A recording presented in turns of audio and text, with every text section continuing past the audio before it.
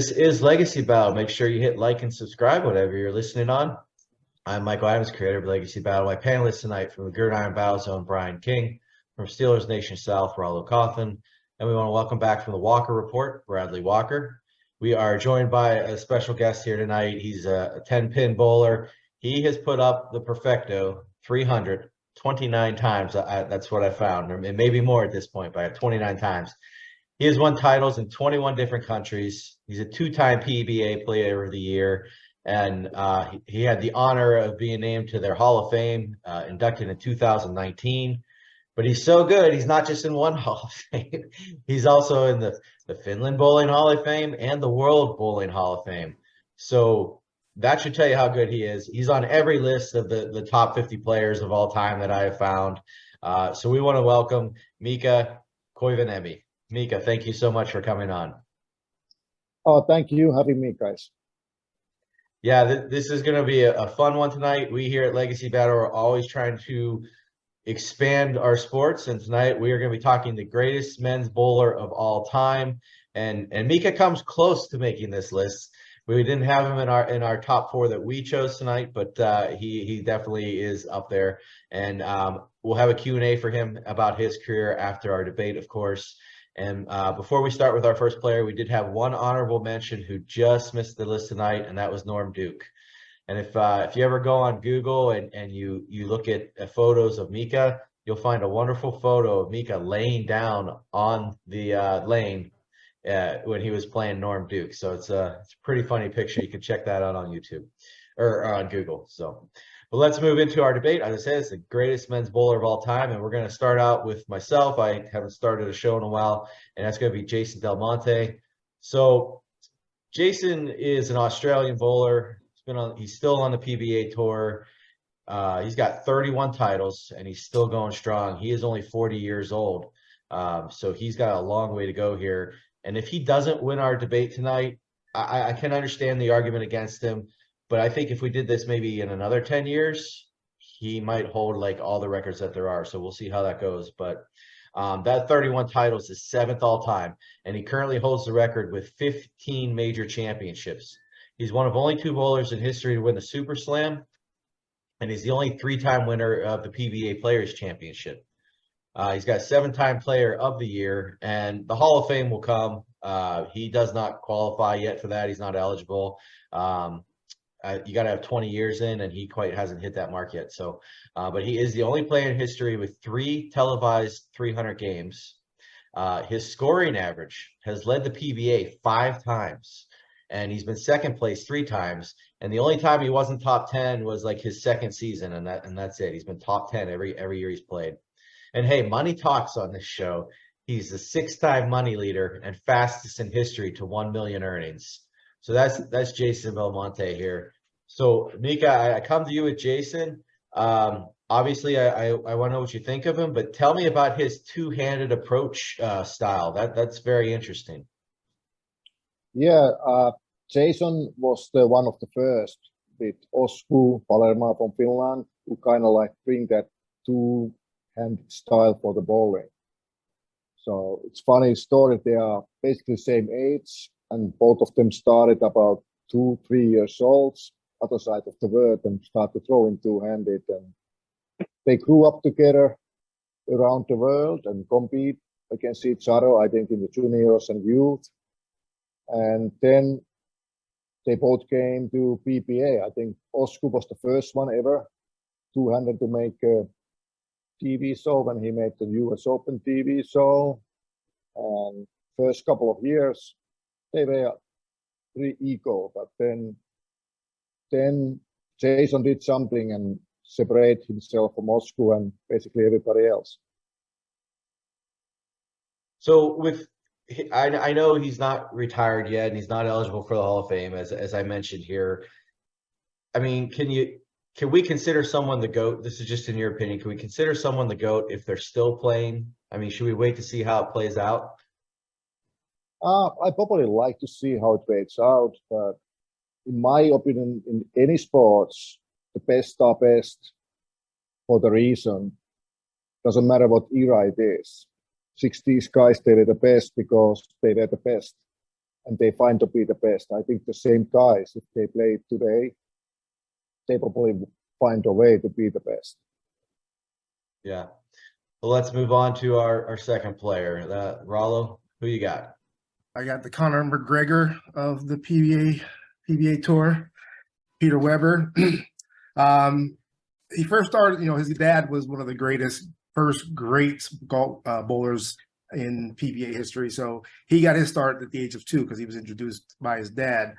He actually got on the tour at the age of 17, when at the time, bowlers can start on the PBA Tour at 18. He was Rookie of the Year in 1980. In 1982, he won his first PBA title. By 24, he had become the youngest bowler in PBA history to win 10 titles. He has 37 career titles, 13 PBA 50 titles, and he has 10 major titles, and 5 of those were the U.S. Open title, which is the most in PBA history. In 2013, he became the first to win all 3 jewels of the Triple Crown at least twice. He has 85 perfect games. But what makes Peter Weber the GOAT is simply because of who he is on the lanes. You never knew what you were getting with him. From him talking trash to the crowd, talking trash to other bowlers, you just never knew what he was getting. He was must-see TV whenever he was bowling. That 2012 bowling, when he was talking to the 14-year-old in the crowd, and when he was done, who do you think you are? I am. Patrick Mahomes actually used that tweet last year when they won the AFC title game. So that's what makes him stand out, and what makes him the GOAT is because he was must-see TV. He made bowling cool on TV. ESPN, ABC, he made it cool. So, Mika, Peter's got that high backswing with the side rotation. How does that affect your shot when you're taking your bowl? And tell us your thoughts on Peter. Oh, Pete kind of was like my idol when I was growing up. I know he was a young star in the PBA, and he had a high backswing like I did. And when I was on a tour, get to know Pete a little bit better. And he has so much talent. He's probably one of the most talented guy ever in bowling. And he has done so many things in bowling, but I still feel like he could be even better. He could have even better record without his problems some point. But great player and very entertaining. Like, never know what you get from Pete on the lane, but he was a fair competitor. He respect other players, and if they beat him, and of course we all get mad. But in the end, he was always fair with the other players. And he had an advantage over everyone here. I mean, his dad is considered one of the all-time greats as well. So absolutely, Big was one of them for sure. Yeah, and I think that's actually harder for an athlete, when you got to follow in your father's footsteps like that. But for sure. So let's move on to Brad. I have Earl Anthony. He is an American bowler born in Tacoma, Wisconsin. He was left-handed, which is rare in bowling as it is in the game of golf. I'm a golfer, so I know how rare it is for a left-handed, especially back when he started bowling. His career began hesitantly when he joined his company's bowling league, the West Coast Grocery League, after serving in the Air Force. He started his career at age 31 in 1970. He won his first title at the Heidelberg Open on June 7th, 1970. He's won 43 titles and 6 Player of the Year awards. He, like Dick Weber, had increased the popularity in bowling. He was the first bowler to earn $100,000 in earnings. He among 3 bowlers to reach the 40 title mark. The other 2 are Walter Ray Williams and Norm Duke. After retiring, he did operate a bowling center in Dublin, California, was a color commentator for ABC. In fact, he's in the PBA Hall of Fame in 1981, got then into the ABC Hall of Fame in 1986.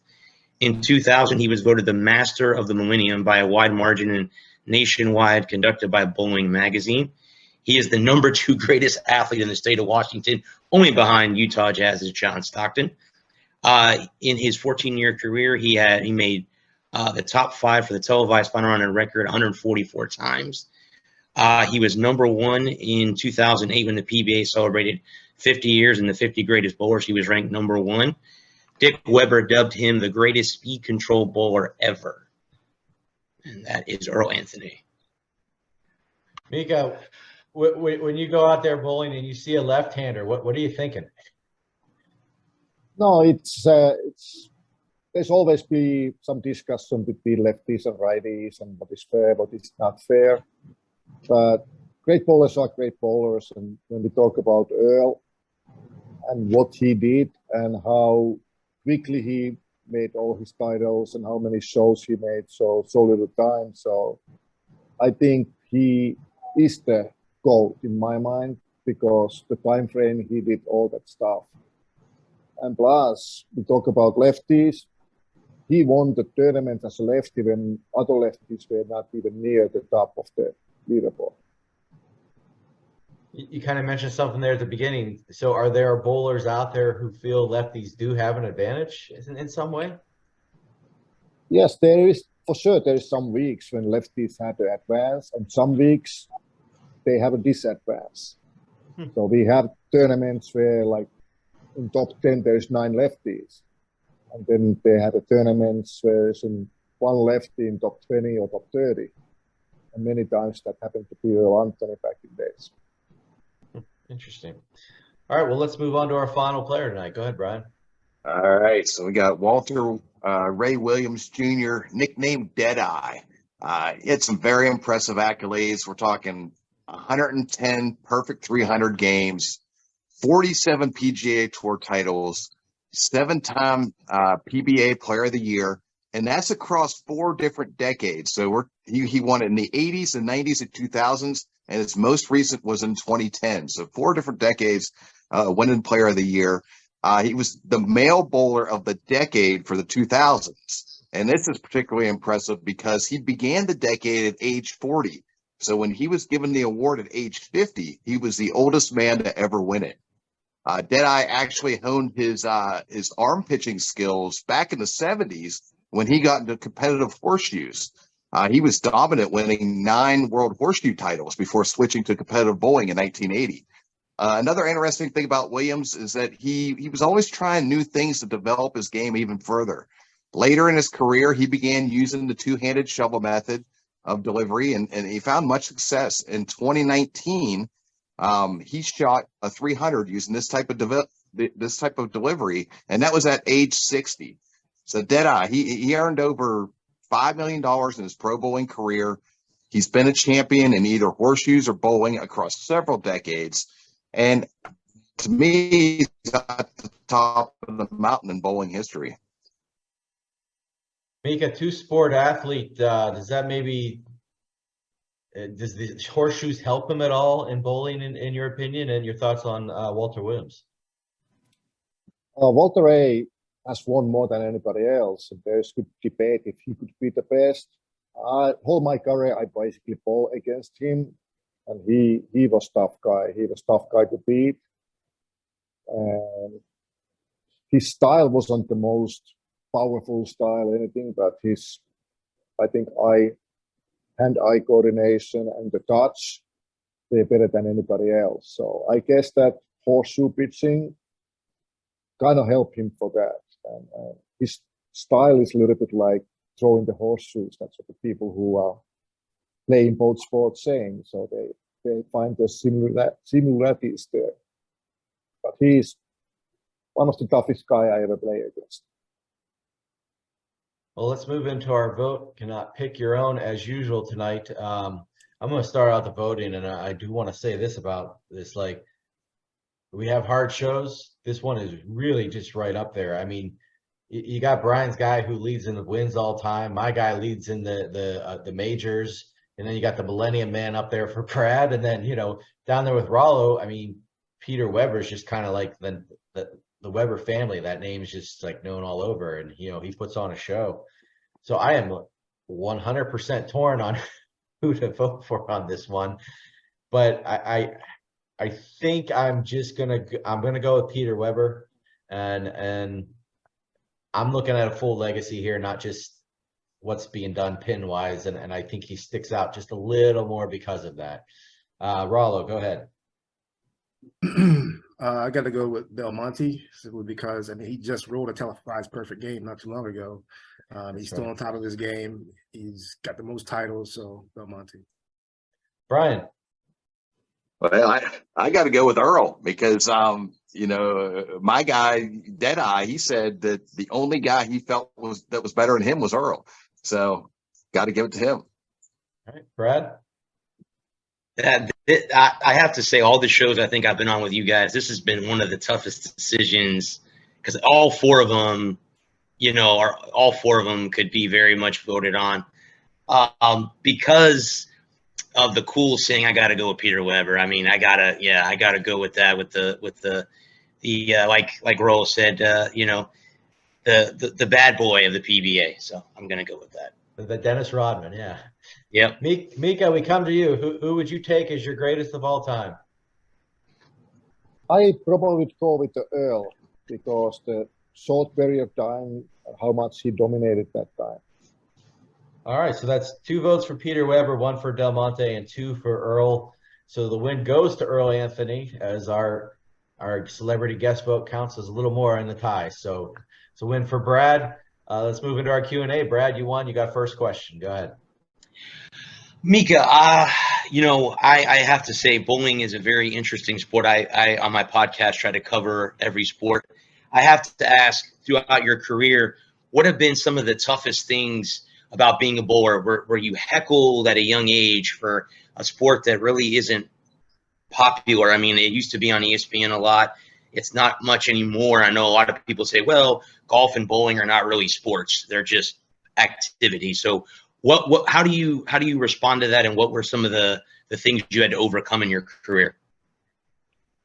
For sure, people are saying everywhere that bowling is not a sport, and that's the question we have to answer quite often. And people think it's just a beer drinking league bowlers, but when we do it for the living, it's totally different. You have to be in a good shape. We bowl in 5 days. We can bowl 60 games. So we bowl 8, 8, 8, 16 games in 5 days in a row. So. And many times those days, the last 5 shots means everything. So if you are not strong in physical, your mental gets weaker and you're not making those shots which are needed. Of course, we don't have to be marathon runners or athlete like that, but we need to have some stamina and we need to take care of our bodies. In the end, bowling is the skill sport. So you need to learn those skills and still have a good physical condition also. Brian Rolomi. Mickey, you've bowled over a couple dozen perfect 300 games during your pro career, and you've actually bowled a perfect 300 game during the 2003 PBA Cambridge Credit Classic in Connecticut, which was televised. So can you describe to us, like, what is going through a championship bowler's mind when he or she gets to the 8th, 9th, 10th rounds and is still perfect?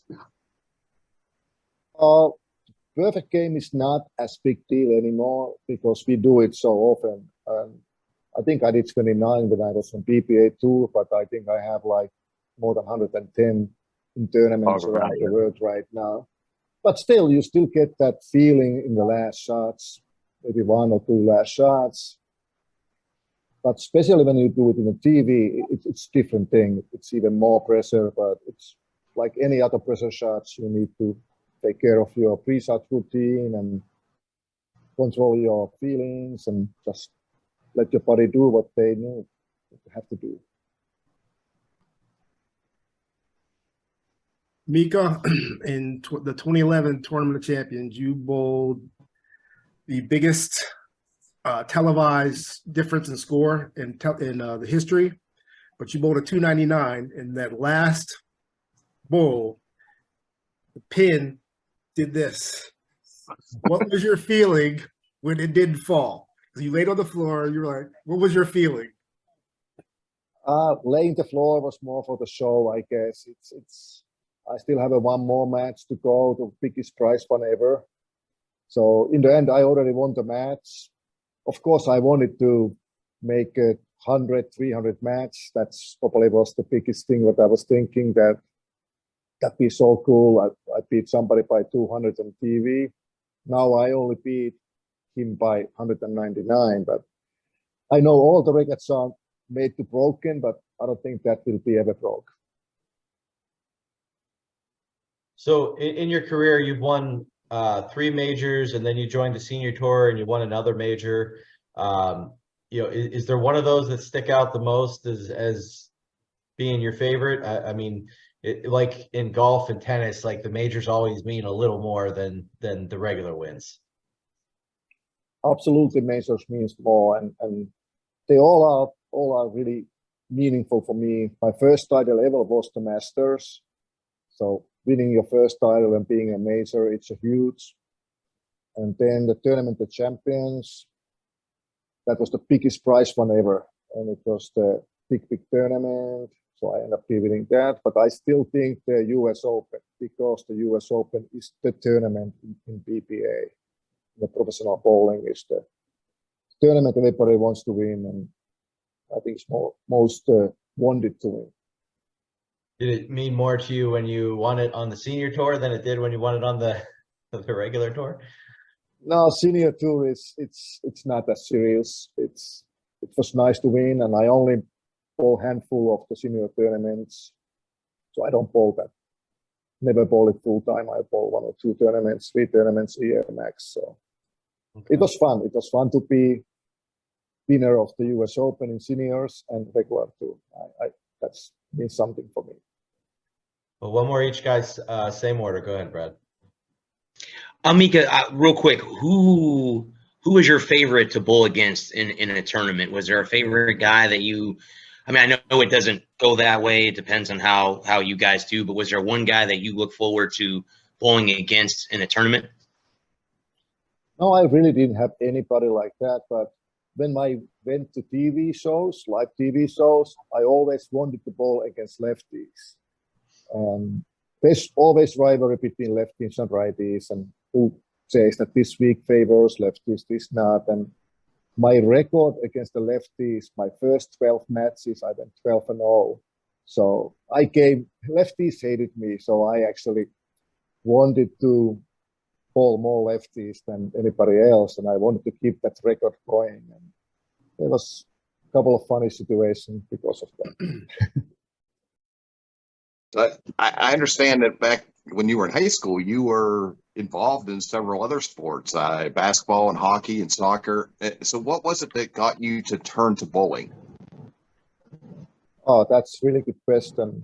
I love to do all the sports with the ball when I was younger. I did a lot of sports, but I think the bowling got to be my main sport. When I end my basketball, my full focus went for the bowling, and I end my basketball because I was late my first trainings when I went higher. Like we have a club sport, so I went to higher club, our 8th club, and I missed the first practice there, and the coach didn't like that and put me like a second team, and I knew I belonged to first team, so I kind of give up because of that basketball and put full focus on bowling, and probably the best move I ever made. You were nicknamed Major Mika. Tell them, what was your most memorable event that you won or that you came close on? What is your most memorable event on the PBA Tour? Most memorable for sure is when I lose for the U.S. Open for Norm Duke. I leave the 10 pin was in the corner, and I needed the spare and 8 pins for the next shot to win my second U.S. Open. I missed that spare. That's the photo when I'm laying down because I couldn't believe I missed that. So that's like, it's something like my focus was already for the next shot. I didn't even think the spare shot because I was one of the best spare shooters in my mind. It didn't even came to my mind that I would miss the spare. I missed that, and then I realized didn't have a chance to throw that next shot. So it's not a great memory, but it's the most memorable. So you're coaching now. Like, tell us what you've taken from your own game and your own experiences, and use that in your how you use that in your coaching, and then tell us about your sponsors. Yeah, I'm coaching here in United Arab Emirates. I'm living in Dubai for almost 8 years right now. I'm coaching the national team here. And of course, all the experience that I have from bowling, first being the Team Finland player and then moving to US and bowling for PBA and also traveling around the world. I bowl more than 40, 45 different countries myself. So I'm probably one of the most experienced bowlers. So that experience is a big part I can bring for my team and my players. And I've probably been almost every possible situation in bowling. So I've been winning, I've been losing. I know what it takes to win, and I know what happens if you don't take care of certain things and stuff like that. And in my mind, I'm pretty good for the technical part of the coaching part of the bowling. That's the part I really like and love to do that. And my sponsors, I'm still sponsored by 2 bowling companies, Turbo Grips, that are inserts for the bowling balls, and then Compass Sportswear, what is those beautiful looking jerseys for the bowlers wear, one of the companies, and it's actually owned by Walter Ray Williams and his wife, Fancy. Fantastic. Well, Mika, I personally want to thank you. Like, I know we're on opposite sides of the planet, so the fact that we were able to work this timing out, I really appreciate you coming on and the time you've given us today. Thank you. This was really fun for me too. Excellent. I want to remind everyone, make sure you hit that like and subscribe button. Everyone, thank you for watching. We'll see you all next time. Have a great night.